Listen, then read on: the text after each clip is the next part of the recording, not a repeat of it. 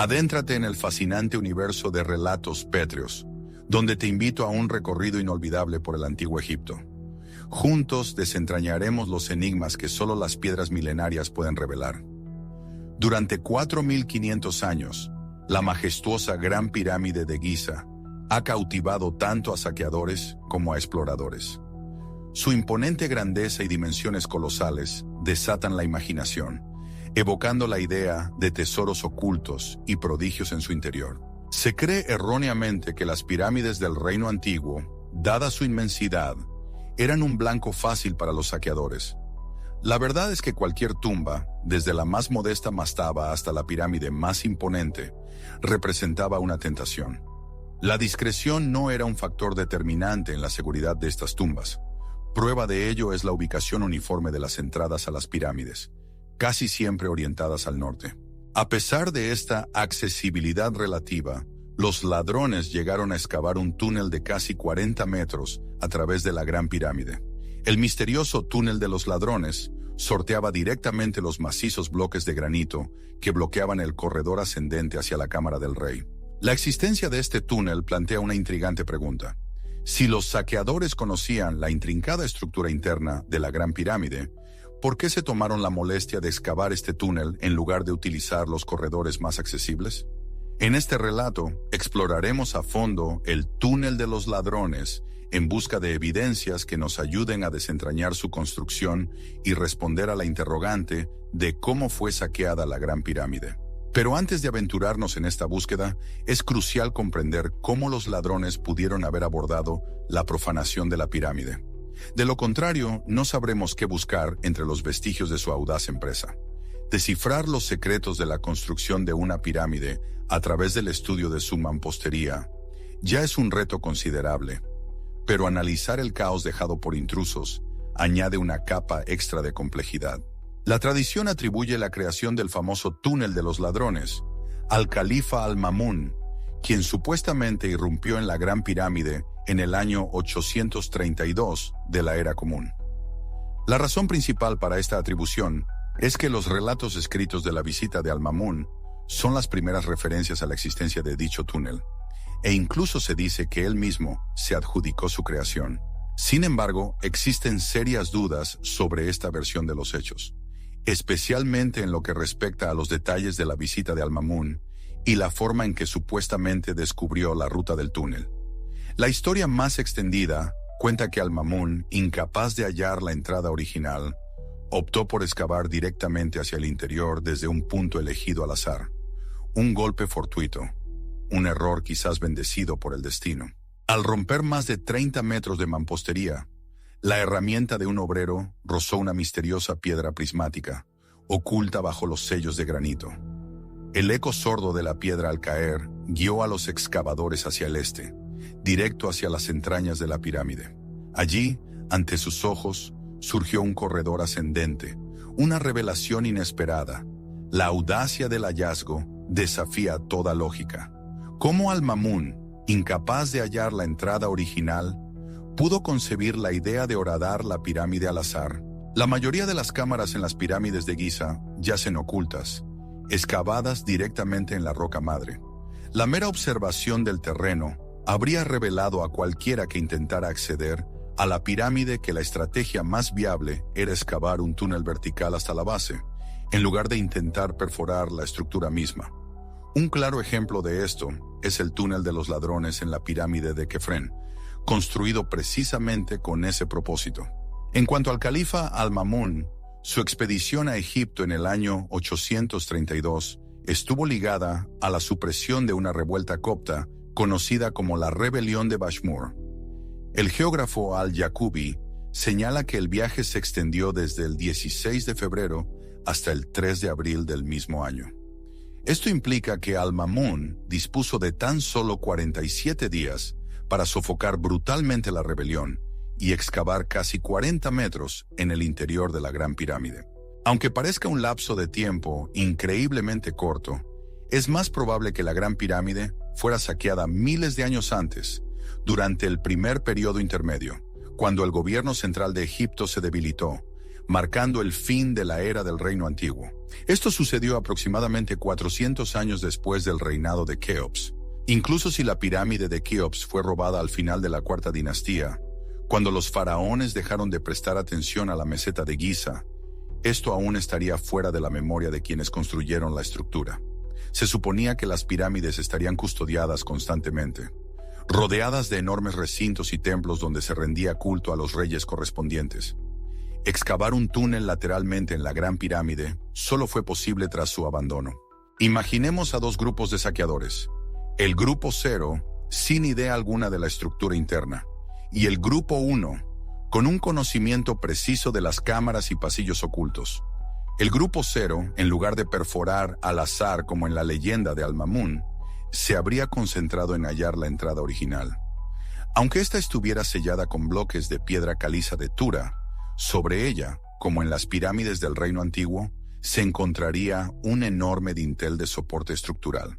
Tras la majestuosidad de la Gran Pirámide, las pirámides del Reino Antiguo adoptaron una nueva costumbre: situar sus entradas a nivel del suelo, siempre en el corazón de la cara norte. Esta singularidad redujo drásticamente el área de búsqueda, facilitando enormemente la tarea a cualquiera familiarizado con los secretos de su diseño.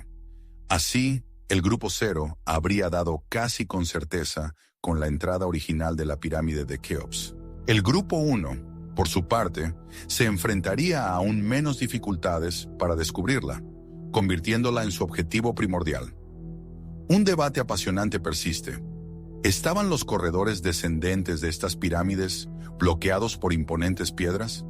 Se sabe que las entradas secundarias a la pirámide de Jafra y a la pirámide acodada permanecieron selladas, descubriéndose únicamente en tiempos modernos. Sin embargo, estas eran entradas menores, aparentemente no utilizadas tras la finalización de la construcción, por lo que no se pueden evaluar bajo los mismos criterios. Flinders Petrie, un pionero de la egiptología moderna, fue el primer investigador en abordar el tema del bloqueo de los corredores piramidales. En su obra Las pirámides y templos de Giza, publicada en 1883, señaló: existe una teoría popular que afirma que los pasajes de cada pirámide eran bloqueados tras el entierro del faraón. No obstante, no hay pruebas que respalden esta afirmación. Los pasajes piramidales no muestran indicios de un bloqueo continuo, y de hecho, no hay evidencia de bloqueo alguno, más allá del sellado de algunas entradas, simplemente para evitar su descubrimiento. Existen indicios dispersos que sugieren que nunca se implementó ni retiró un bloqueo generalizado en las pirámides. Esto resulta intrigante, ya que el diseño de las entradas a las pirámides, con sus corredores descendentes, parece ideal para la colocación de grandes bloques de piedra. Aunque ninguno de estos corredores revela signos evidentes de un sellado masivo, las paredes se conservan intactas, lo que podría indicar una manipulación cuidadosa que no dejó rastros visibles de haber forzado una obstrucción. En contraste, los ejemplos donde sí se utilizaron bloques de piedra muestran daños considerables en la mampostería. A medida que las dos bandas de saqueadores avanzaban, el Grupo 0 se deslizaba por el corredor descendente sin mayores complicaciones, sorteando obstáculos menores con facilidad. El Grupo 1, armado con conocimiento, se enfrentaba a una encrucijada. En teoría, si el corredor descendente estaba bloqueado y conocían la existencia de los bloques de granito en el corredor ascendente, podrían haber usado la entrada a la pirámide como punto de referencia para excavar un túnel, evitando así las defensas externas. Otros ejemplos de tumbas del Reino Antiguo, como la inmensa mastaba número 17, muestran túneles de saqueadores que conducen directamente a la cámara funeraria. Aunque reconozco esta posibilidad para la Gran Pirámide, la considero improbable. Excavar un túnel a través de la tosca mampostería de una pirámide no se parece en nada a abrirse paso entre la tierra hacia una cámara subterránea.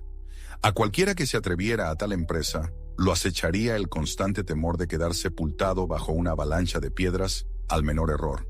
Incluso el más experto, el Grupo 1, dudaría ante tal desafío. Desde nuestra perspectiva actual, el túnel de los ladrones parece relativamente seguro, en gran medida gracias al abundante uso de mortero que une los bloques de la Gran Pirámide. Sin embargo, la Gran Pirámide fue la última erigida con esta técnica. Desde la imponente pirámide de Kefren, el mortero en las juntas de las piedras comenzó a escasear, llegando incluso a desaparecer en construcciones posteriores. Un antiguo túnel de saqueadores, excavado en el corazón de la pirámide de Kefren, se derrumbó hace mucho tiempo, frustrando los intentos de reconstrucción de los exploradores de los siglos XIX y XX. Este hecho sugiere que los ladrones de tumbas temían aún más el colapso del túnel, pues basándose en el diseño de las pirámides de su época, no esperaban encontrar estructuras internas lo suficientemente robustas como para soportar una excavación. El escenario más probable es que ambos grupos de saqueadores descendieran por el corredor original hasta toparse con los macizos bloques de granito que bloqueaban el acceso al corredor ascendente, al pozo y a la inacabada cámara subterránea. Cualquiera que osara desafiar la verticalidad de un pozo de casi 60 metros, sin duda titubearía ante la idea de excavar hacia arriba. La escasez de oxígeno, la visibilidad prácticamente nula y la ausencia de una dirección clara para comenzar a horadar convertirían los tapones de granito en el centro de atención de cualquier expedición. Es precisamente este detalle el que nos permite descartar con seguridad la existencia de un hipotético Grupo Cero como primer intruso. Durante 4.500 años, desde la construcción de la Gran Pirámide, nadie se había dedicado a explorar seriamente los tapones de granito desde abajo. La losa de granito inferior se presenta inmaculada, sin rastro alguno de alteración. La piedra caliza circundante, por su parte, tampoco muestra indicios de haber sido siquiera tanteada. Si los saqueadores desconocían la existencia del pasadizo ascendente, lo lógico habría sido que intentaran horadar la caliza al norte de los bloques, buscando evaluar la magnitud del obstáculo. Ignorando que se enfrentaban a 5 metros de granito, con un peso de 15 toneladas, sortear la barrera por encima habría sido una estrategia sensata. Como mínimo, un examen superficial de la extensión del muro habría resultado imprescindible, pues si la obstrucción fuese pequeña, desbloquear el pasadizo habría sido la vía más sencilla. Sin embargo, nadie en la historia de la Gran Pirámide realizó tal inspección, y la única explicación plausible es que los primeros intrusos conocían la cantidad exacta de granito que bloqueaba su avance. En lugar de enfrentarse directamente al granito, los saqueadores optaron por una ruta alternativa: avanzar 3 metros por el corredor descendente y excavar un pasadizo ascendente a través del muro occidental. Esta elección les ofrecía una vía directa y corta hacia el corredor ascendente, evitando los bloqueos de granito.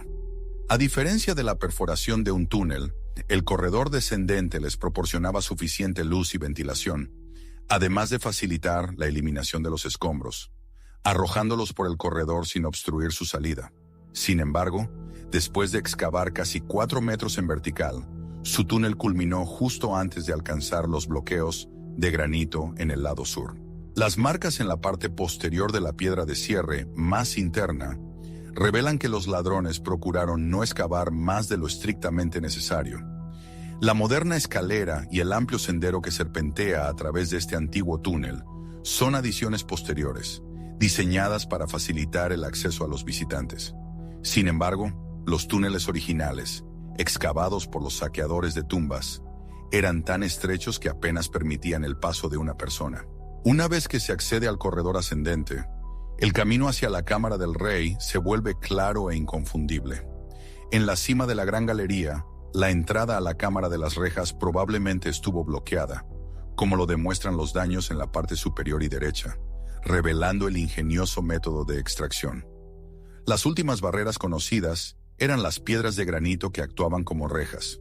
Para sortearlas, los intrusos escalaron las 2 primeras y atacaron la unión de la parte superior de la reja interior con el corredor que conducía a la Cámara del Rey. Ahora que la Gran Pirámide se encuentra completamente accesible, surge una pregunta inevitable. ¿Cuál era el verdadero propósito de ese túnel de saqueadores? Un misterio que aún resuena entre las piedras milenarias. Este túnel, más allá de ser un simple acceso, representa una excavación de una complejidad asombrosa. Siempre me han fascinado las dimensiones inusualmente largas y estrechas de las cámaras encontradas en las tumbas reales de finales de la cuarta y principios de la quinta dinastía. Al observar estos espacios en la pirámide de Menkaure, la tumba de la reina Kamat, la gran mastaba de Shepseskaf y la pirámide temprana de Userkaf, resalta un patrón común, su forma alargada y angosta. Un ejemplo elocuente es la tumba de Heteferes, madre de Keops, que albergaba una cámara funeraria intacta con mobiliario dorado, como una silla y un largo armazón de cama. Si Keops poseyó tesoros igualmente grandiosos, la extracción a través de un acceso vertical cercano a los bloques de granito habría resultado prácticamente imposible sin dañar irreparablemente los objetos. La pregunta persiste: ¿por qué construir el pozo vertical de una manera tan intrincada en lugar de ensancharlo para facilitar el acceso? La respuesta reside en el pavor que atenazaba a los saqueadores ante la idea de excavar más de lo estrictamente necesario. Incluso los constructores de la pirámide, con su maestría, apenas superaban el 1,5 metros de anchura en los pasadizos, y aún así reforzaban los techos con travesaños robustos. El botín sustraído de la tumba de Keops debía sortear un giro de 90 grados hacia el oeste, justo en el punto donde se encontraban los bloques de granito. A esto se sumaba un descenso abrupto de 74 grados a través del pozo vertical. Una vez en la base, la carga debía afrontar otra serie de maniobras.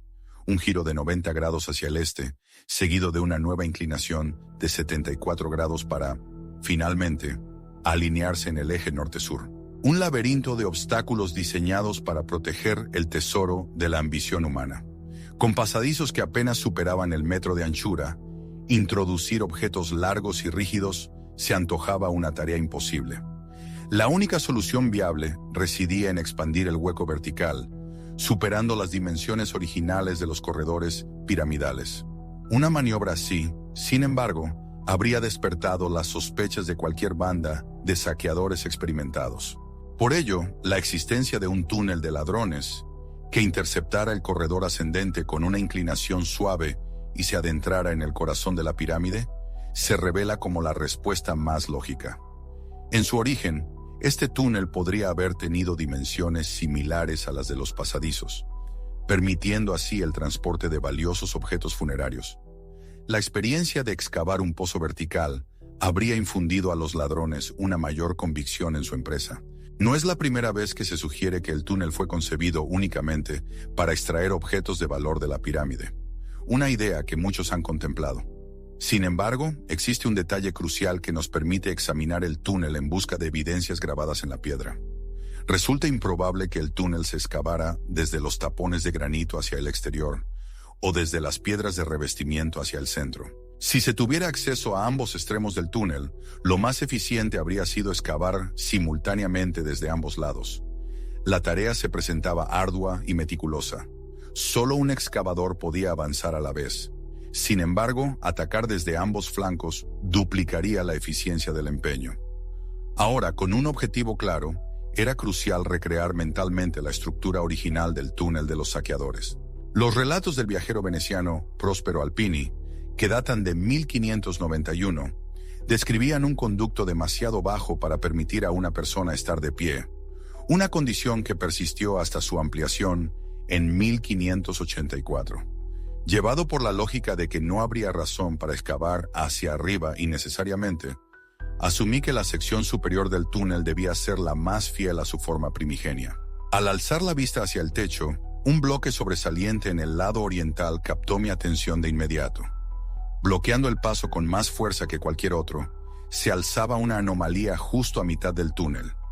Tras examinar detenidamente la trayectoria en ese punto, descubrí algo fascinante.